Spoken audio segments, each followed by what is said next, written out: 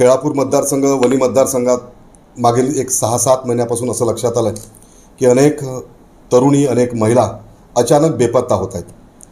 वर्करने जेव्हा याचा तपास केला तेव्हा असं लक्षात आलं की त्यांच्या प्रेम प्रकरण असेल किंवा स्वइच्छेने घर सोडत आहेत. परंतु यामध्ये जेव्हा आम्ही अधिक खोलात गेलो तेव्हा हे प्रकरण केवळ स्वइच्छेने घर सोडण्याचं नसून यामागे एक ठरवून केलेलं एक सिंडिकेट म्हणा किंवा एक ज्या पद्धतीने ग्रुप काम करतो आहे असं लक्षात आलं.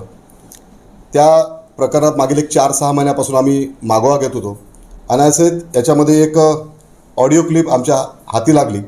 त्या ऑडिओ क्लिप अतिशय गंभीर आहे. त्याच्यातला संवाद अतिशय गंभीर आहे की कशा पद्धतीने या परिसरातल्या गरीब मुलींना आमिष दाखवून पैशाचं आमिष दाखवून त्यांना मोठमोठे स्वप्न दाखवून त्यांची मानव तस्करी करणे, 15 वर्षाच्या मुलीला 45 वर्षाच्या 50 वर्षाच्या पुरुषाला विकणे, त्याचं खोटं लग्न करून देणे, तिचं पुढे ह्युमन ट्रॅफिकिंग करणे असंही आहे. याच्यामध्ये लव जिहादचा एक अँगल आला आहे. कारण या ऑडिओ क्लिपमध्ये असं लक्षात आलं की मझहर कुरेशी आणि त्याची मिसेस हे दोघं हे पूर्ण सिंडिकेट चालवत आहेत आणि या सिंडिकेटच्या माध्यमातून हिंदू मुलींचं धर्मांतरण करणे आणि त्यांना पुढे वेश्या व्यवसायात करणे अशी शंका यामध्ये उपस्थित होते आहे. पोलिसांना आम्ही काल भेटलो आहेत. मागील 2 दिवसापासून आम्ही याचा पाठपुरावा करत आहेत. परवा स्वतः मी रात्री 1 वाजता एका मुलीला वाचविलं. कारण त्या मुलीला रात्री तिची विक्री करत होते. 15 वर्षाची ती बालिका होती. राळेगाव तालुक्याच्या पिंपरी-दुर्ग येथील ती बालिकेला आम्ही रात्री 1 वाजता वाचवलं. त्यामुळे कदाचित तिचं आयुष्य आणि जीव आम्ही वाचवू शकल्याचं आम्हाला आनंद आहे. परंतु अशा अनेक बालिका आहेत की ज्या अजूनही या जंजाळात आहेत. त्या बालिकांचा शोध घ्यावा. आजपर्यंत किती यांनी विकल्या आहेत याचा तपास घ्यावा. ह्या सिंडिकेटमध्ये खूप लोक समाविष्ट आहेत. बंगलोरचे आहेत, ग्वालियरचे आहेत, मध्य प्रदेश आहेत, मुंबईचे आहेत, पुण्याचे आहेत. त्या सर्वांचा शोध घ्यावा. यांचे अकाउंट चेक करावे, यांचे मोबाईल चेक करावे, यांच्या घराच्या झडती घ्यावा असं व्हावं. माझी पोलीस प्रशासनाला विनंती आहे की त्यांनी या विषयाचा कसून तपास घ्यावा.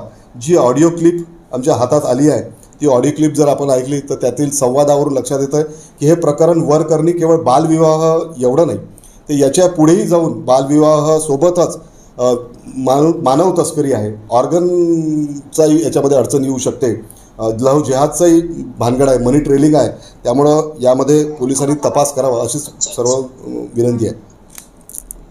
कल्याणी हत्या करते वाटतं ते काम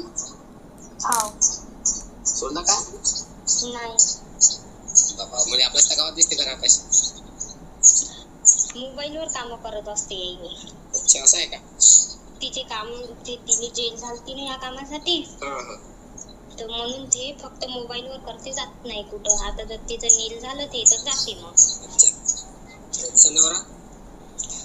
बाबा कल्याणी आत्याचंही लग्न दिलसन करून कल्याणी आत्या निघाली होती ना. हो त्यालाच दिसत. हो का? खतरनाक काम आहे. तू बी करते का काम तसे? कोण? मधुर पोलीस नाही. हो ती मजेराही करते. मला वाटलं नाही. पैसा किती भेटते मग, पण बदलू व्हायला लागते. तुला काय वाटतं चांगलं काम आहे? नाही मला चांगलं नाही वाटत बा. सांगत पैसा भेटते पण बदलू व्हायला लागते. अच्छा अच्छा. तिघं चौघच आहे का फक्त म्हणजे पोरी विकते ना काढ? बापरे फक्त 3-4? रॉकेट आहे यांचं. बापरे नाही या सामान. बापरे आता पुन्हा आहे या सिंडिकेटमध्ये समाविष्ट असलेल्या एका महिलेची ही मुलगी आणि तिचा मित्र या दोघांमधला हा संवाद आहे. या संवादातून असं लक्षात येतं की किती प्रकारचे अनेक 6-7-8 लोकांची ती नावं घेते आहेत वेगवेगळ्या गावच्या. ती स्वतः सांगते आहेत की याच्यामध्ये पैसा खूप मिळतो आहे परंतु बददुआ पण लागते असं ती मुलगी सांगते आहे. त्या मुलीला या विषयाची प्रचंड माहिती आहे, डिटेल माहिती आहे.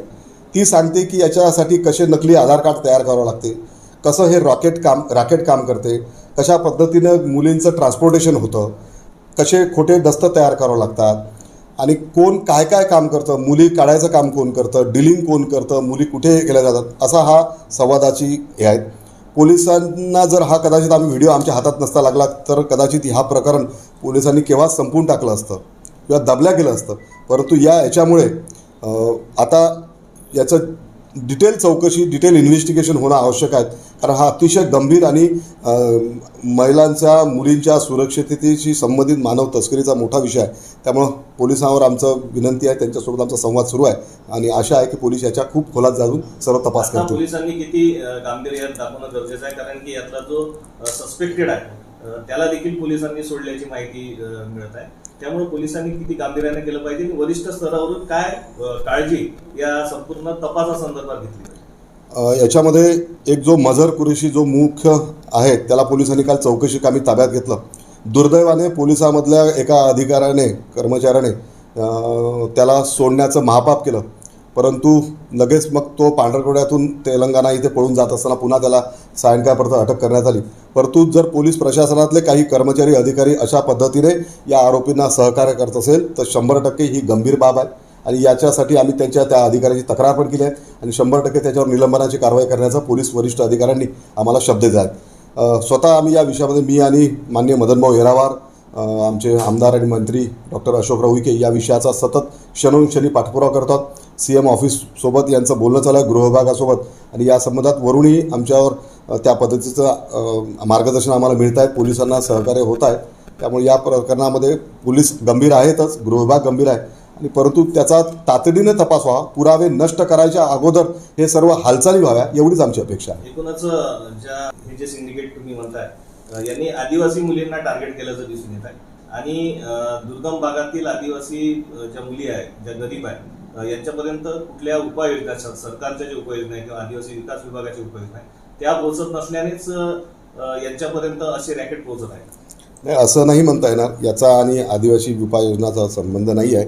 आदिवासी समाज हा तसा भोळा भाबडा समाज आहे. आमचा मतदारसंघ हा आदिवासी बहुल आहे. याच्यामध्ये केवळ आदिवासीच मुली आहेत असं नाही, तर अनुसूचित जाती, दलित समाजाच्याही मुली मोठ्या संख्येनं आहेत. त्यामुळे हे लोन सर्व घरापर्यंत पोहोचलं आहे. म्हणजे त्याच्यामध्ये कुठलीही कम्युनिटी नाही आहेत, परंतु जे आढळलं आहे त्याच्यामध्ये बऱ्यापैकी आदिवासी समाजाच्या मुली आहेत. त्यामुळे स्वाभाविक कुटुंब प्रबोधन हाच महत्त्वाचा विषय आहे. अशा व्यक्तींपासून दूर राहणे.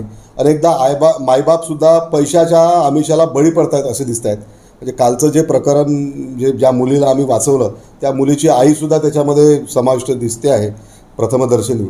त्यामुळं केवळ आदिवासी समाज नाही, दलित समाज पण आहेत, इतरही समाजाच्या मुली आहेत की याच्यामध्ये गायब झाल्या आहेत.